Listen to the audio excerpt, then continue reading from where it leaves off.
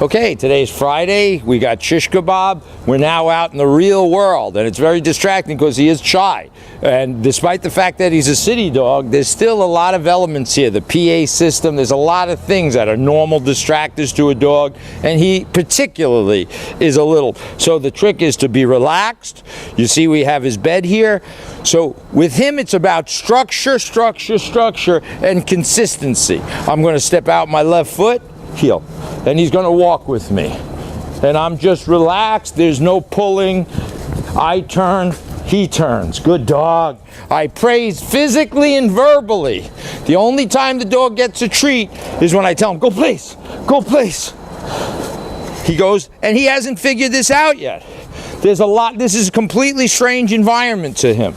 So there's people, there's sound. So it actually looks like we may have regressed, but we have a lot of good things going on. This is as close to New York City as we can get. This is like a miniature New York City.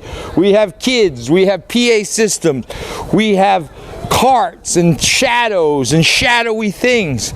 And don't forget, dogs don't do well with contrast. So we're going to just relax. We ask the dog to do something, he has to do it. I'm going to say his name, Shishkabob, heel. And he comes to my side.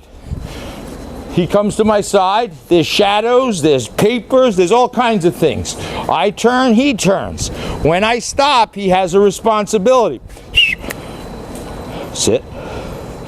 If I step out my right foot, he has a responsibility to stay. Now, I don't recommend you guys do this, but this is where we start moving this whole thing forward. Come over here, shake hands. Here's my friend I haven't seen in a long time. He has a responsibility to stay, but I'm carefully supervising him. There's a lot happening that he may be fearful of. So we can't control the world. So he has to adapt to the world. He has to adapt to all the energies of the world. I walk, he walks. If we move our bed up onto the grass, good doggy. So we're keeping this simple for him. We have to expose him to energy. He doesn't necessarily know anything that's going on. He just needs to trust me, and he does trust me. He needs a firm hand, kind heart. All creatures need that. Heel. Good dog. Our bed is over there. We're going to go over. We're going to put him in place. Good doggy. So we have an agility course made by the MTA. Go place. Good. Go place. Now, this is new to him. We still have 2 or 3 days. Remember, this was just elementary school. But if you project this, go place. He needs to be put in place. Go place. And kind of firmly. Physical. Good. And then if we project this 6 months down the road, you'll see he'll always identify this. We'll cut and we'll show you how we do MTA provided agility training. So understand, most things are spatial, meaning the closer you get, the more distracted and the more nervous he may be. There's a cart. That's a living creature. We can't explain to him what that is. The ground is rumbling on cobblestone. So the MTA has provided us with an agility course. I don't have to go out and buy one. It's a natural agility course. New York City Department of Parks, they provide the same thing. What does that mean? I'm relaxed. I want to build his confidence by giving him tasks to do. It looks like this. Heel, good dog. I want him to up. He jumps. We started down there. Now we're going up there. Come on through, guys. You coming through? No, you can go around. So this is good energy coming by, right? I'm relaxed. Who, me or the dog? Dog, oh. you tell. You're the third person that told me that. How come nobody says I'm cute? Anyway, here's energy. Little energy, big energy, carts. This is the way we have to roll. I have to be in charge of his brain. I love him, but I have to protect him from the world of, particularly Shishkabob. He comes off, okay, he jumps.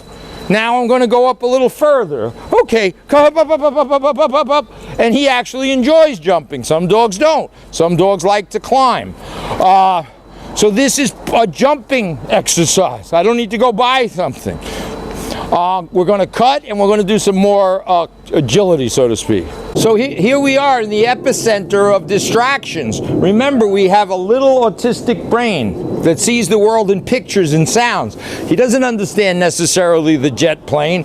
Clanking metal is really a distractor. Any movement, sit, is disorienting to a dog. It's distracting to the dog. So the natural instinct for a fearful dog by the humans is try to encourage and make him feel safe by nurturing, loving, petting. The trick is to correct him and teach him right from wrong. So I'm going to go up and do a little more agility. I'm going to correct bad behavior with a snap and release. Remember, this leash and collar is on all the time. So we're dealing with all sorts of human energy, birds, pigeons, tracks. I step out my left and he should walk. If he doesn't, he gets a correction. So we correct bad behavior, we love good behavior. Heel. We go. And I'm going up the stairs. Good dog. I don't let him run up the stairs. He's got to be corrected for that. I come up. I turn. You stay down there. That's fine. I come to a stop. Sit. Cappuccino. Sit. I correct a little. Now we've just started to perch. There's another dog over there. So I correct. Cappuccino. Sit. Shishkabob. You have to understand, so I'm the big bad wolf, I'm perched up, I can see all kind of human energy going around. There's a little dog over there where we're going to go by, but I have to control the dog. I can't control the environment. And we control his brain, not physically. I'm never restraining him. Never. I'm loving good behavior, physically. No food for this. The only time he gets food is goes on his place. I'm stepping out my left foot. And we go down. If he raced down, I teach him not to race. Remember, so here comes a little doggy. We're going to go this way. Now, obviously, it's a spatial issue. If the dog gets too close, it's a spatial issue. And we go. Our dog has to follow the big bad wolf. Heel. This is shadowy and echoey. This is a distraction for dogs. This is great. All right, we're going to cut and move forward. All right, we're going back to our den. Remember, nothing changes. This was a shadowy, echoing place. It's very difficult for the dog to understand this. So we have to take our time. We have to distinguish. And here's the complicated part with a fearful dog. You got to distinguish disobedience from fear. So in his case, he's afraid of a lot of things. Once we teach him that something's okay, then we have to enforce. We're going to go back to our den. Remember, nothing changes. I'm going to walk through this energy field one more time. I just go. The dog is going to be a little distracted, maybe. Maybe not. We go. And then I turn. And this is how it has to be. I can't control the whole world, but I can control the dog's mind. All right, let's go back to our den.